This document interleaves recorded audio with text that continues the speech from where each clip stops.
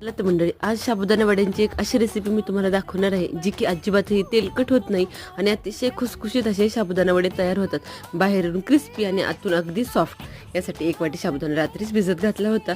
साबुदाणा मॅशरच्या सहाय्याने मॅश करायचा किंवा ते यामध्ये उकडलेला बटाटा घालून ते छान मळून घ्यायचं. हे दोन्ही मिश्रण तिखट घालायच्या अगोदर छान मळायचं, जेणेकरून हाताचे आपल्या आग होणार नाही. मळून झालं की यामध्ये लाल तिखट, मीठ आणि शेंगदाणा कूट घालायचा. हे सगळं मिश्रण छान एकजीव करायचं आणि याचे छान छोटे छोटे गोळे तयार करून घ्यायचे.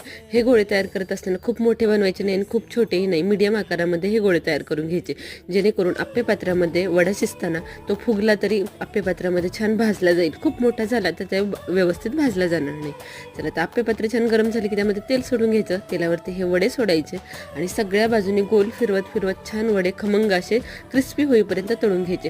साधारण 8 ते 9 मिनिटं हे वडे छान तळून घ्या. डिटेल रेसिपी मी यूट्यूबवरती पोस्ट केली आहे, जाऊन एकदा नक्की चेक